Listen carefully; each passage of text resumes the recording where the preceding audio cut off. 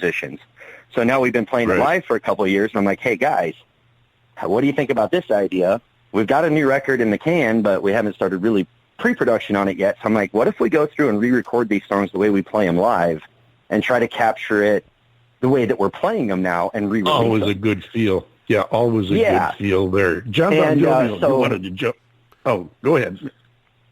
So that's what we've been working on, and not for nothing, like we the song that you just played, Top of the Line, we did that right when all this stuff first started. I think we recorded that like March 21st or March 22nd, which we had played the week before that, but then everything got shut down, so we all got together in my garage and we went Facebook Live and recorded that on Facebook Live in real time, one take, one shot, boom, and I mixed it on my board. Wow. And then we did 4 songs that way that we released. We recorded 5 that day, but one didn't make it to the board. And so the 3 that you have are 3 of the 4 that we recorded that day in one shot. Gotcha. And we did it all on Facebook Live. Yeah, some fresh stuff there. John Bon Jovi wants to jump in here. John? Yes, I shall jump. I wanted to touch on something, Ryan, that David just asked you about, your influences and this and that. But to further that question, when you write a song, whether you're collaborating with ZEE or some of your cohorts with the band, what influences you? Are you influenced by lyrics from other music, or are you environmentally influenced? So, for example, you're in L.A. and you drive through El Segundo and everybody knows it stinks there. Are you going to? Are you? There's a joke there, but this is a family station. Well, we're going to get the detail on that. But I mean, no, seriously though, are you influenced by the environment of where you are at the time or where you've been when it comes to writing your music? Actually, that's a great way of saying it. Most of the songs that are recorded on the first album that I put out, which is some of the material that we're redoing, most of those songs were actually written at Griffith Observatory. I would go up there at night before they closed, and I would sit. They have a bust of James Dean, and basically his head from when they filmed Devil Without a Cause, and I would sit next to James Dean's bust there, and I would sit next to him, and I would look out over the city on a clear night, and I'd just sit there and play my guitar. And it was always funny because, there's always tourists up there and stuff.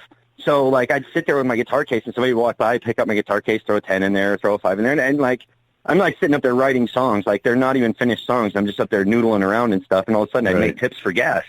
But, a lot of the songs that I did, they were written up there by Griffith Observatory. And then, some of them were written at the beach, and then some of them were written in the state of Texas while I lived there. And I think that it has a lot to do with, the way that some of my songs come out. It's just a matter of, some of them are life experience. All Over Now, one of the songs that I sent over, I actually wrote that in high school. That was one of the first songs that I ever wrote by myself. Now, do you, and I wrote it when I was 15. Okay. Do you find a difference then in the influence of your writing styles from Griffith Observatory, which I haven't been up there in years, but and that to Central New York, which is a totally different vibe, but has its own unique beauty? Do the two areas influence you in different ways? Yeah, 100%. A lot of it usually starts out with like a guitar pattern is where most of it starts out at, but like I was a drummer before I was a guitar player. So a lot of my stuff starts out with a drum track in my head, and I can hear the drums of what I would do if I was playing drums still. And then I'll start putting a guitar part to it, and then I'll go over and start just humming lines until I can find basically the words I want to say, the story I want to tell for the song. But yeah, no, every scenery is different. And I would say that it has a huge influence on the writing style and the different things that you see to put to paper. Want to get ZEE back in here. Want to get ZEE back in here before we run out of time. ZEE, in 10 or 20 seconds, tell us a little bit about what you've been up to as far as indie music is concerned. And I know you've got a you've got a unique idea that I wanted to explore with you. But tell us a little bit about what's going on with indie music back up there in upstate New York. Well, right now everybody's sitting on pause still, but slowly but surely, live music is starting to come back into the fold in Central New York. Some of these pubs are starting to open up with outdoor seating and some live entertainment, which is good. It's probably going to be a little bit of a minute before we can see full bands and full capacity at some of these venues, but we will get to that point. What's really happening, too, is we're going to start doing a lot of backyard parties. And we're setting up, bands and acoustic artists in random backyards, and we're doing like what I call backyard tour. So we would go to my friend's house and another friend's house the next week and just set up live music. But the one thing that David was referring to is I'm thinking about doing what we call a floating festival, and where you can just go floating on a raft, and as you're floating down the river, what we have here is called the West Canada Creek. We float down the West Canada, and on the banks you will see an acoustic artist or a band playing, and just float down the river a little bit more, and you see another band playing. So just something that we're working on right now and trying to change with the times because the future is so uncertain with the live music scene right now. That's a terrific idea, and I love the creativity. I mean, even if this idea never comes to fruition, the creativity that's flowing, something's going to come out of it. But I like this idea. I think it is really unique, and I think that it could very well be turned into something. I've seen rafting turn into big events in many other places, and I love the West Canada Creek. It's a beautiful area. Where else could you go cruising on a raft, catch 3 or 4 different acts, have a couple of brews, and go fishing at the same time? I mean, you can't beat it. The potential is there, and I would give anything to be there to video it and put it on YouTube. I think it would be a viral success. It's a great idea. Have you done any of these concerts or these impromptu sets yet? Well, right now we're just doing the backyard parties, yes. But as far as the floating idea, that really hasn't come to fruition just yet. Still in the planning stages. We got to, logistically figure out who's playing where and generators and power. And you guys all know water and power do not mix. So we got to make sure there's safety concerns as well. Sure. So, there's a lot of logistics to figure out. And me and the team are going through all the logistics now. And hopefully we can launch this sometime maybe in the midsummer. July, August, somewhere around that time. On that note, please do keep us informed. Keep us in the loop. Let us know what's going on. And maybe we can even get you back in here to, what would be ideal is you take your cell along with you on the raft sometime and do the show. We can pre-record an interview and maybe some music while you're floating down the West Canada Creek. That would be fantastic. Dave, before I get out of here, though, I just want to say thank you for the friendship throughout the many years. I love working with you guys. We've done this a few times throughout the years, so thank you so much for all the support that you've given me and all my endeavors. So I love what we've created, and I love coming on this show. So keep up the good work, fellas. Z, you've been nothing but a positive influence in both the music world up there in upstate New York, but in the lives of many people too. And you've touched a lot of lives over the years, including yours truly. And I'm so happy that our paths crossed at the Utica Music and Arts Festival, those many 10, 12, 15 years ago, however long it was. It's been my pleasure all the way, and I hope that we have many years of working together ahead of us. What have you got planned in the immediate future once you start getting things rolling again? Well, like I said earlier, we're just kind of waiting for the go button to be hit, and once it goes, we'll be going full steam with creative concerts and doing some shows, and of course back in my role at the Stanley Theater here in Utica. So looking forward to getting back together in the entertainment industry, that's for sure. What a great venue the Stanley Theater is. I envy you that. That's they have really they've refurbished it, but they've kept it pretty much original, haven't they? I haven't been back there, but what I've been reading about it. Well, the inside theater itself is exactly original from 1929, but There has been an expansion that happened 10 years ago. They put like $6 million into it, and now it's a top-notch facility. I mean, we've got multiple dressing rooms and bathrooms, and there's a full kitchen, and it's an amazing facility. And hopefully when this all gets back going again and the entertainment industry is alive and kicking, the Stanley will be full with people, and we'll be rocking out for sure. And I understand you've got you've got a little bit of an eatery or something right next door to it.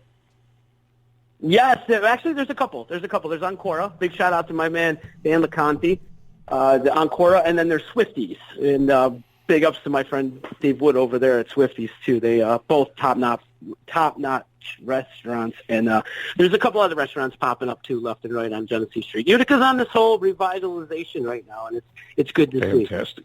Yes, it is. It's good to see areas that are becoming revitalized and reborn, per se.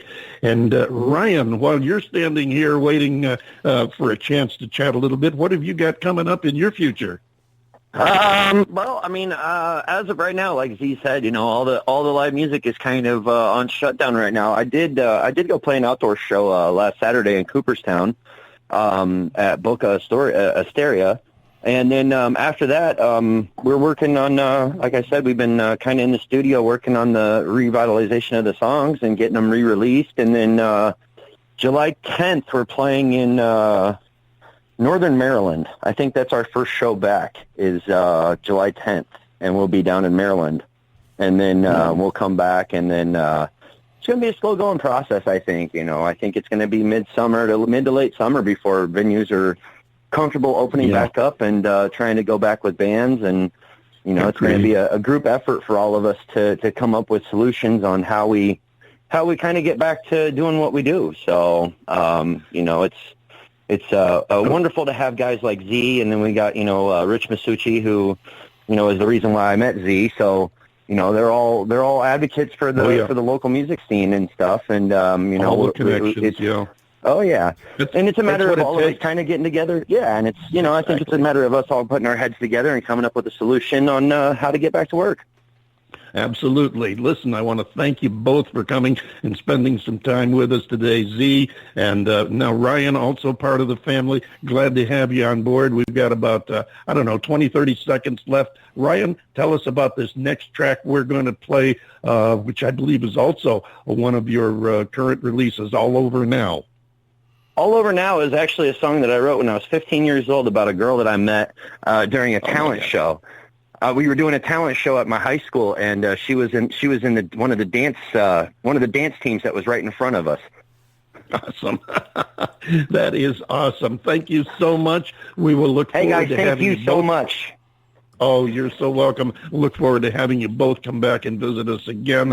And ladies and gentlemen, that was Ryan Matter, the Ryan Matter Band, and of course our old buddy Z with us also. And here is the Ryan Matter Band. I guess the little chat session is over, so this is appropriate. All Over Now.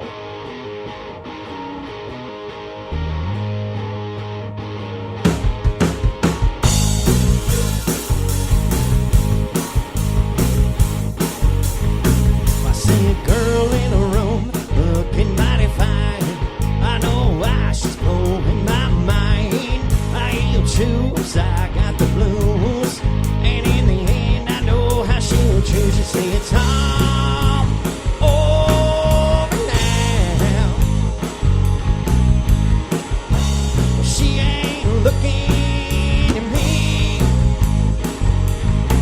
You see, it's all over now, and that is what I believe.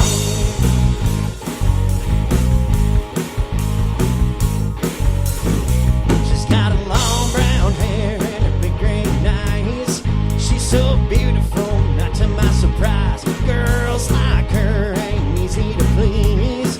As of now, she's got me on my knees. You see, it's all over now. Well, she ain't looking at me. You see, it's all over now. That is what I believe.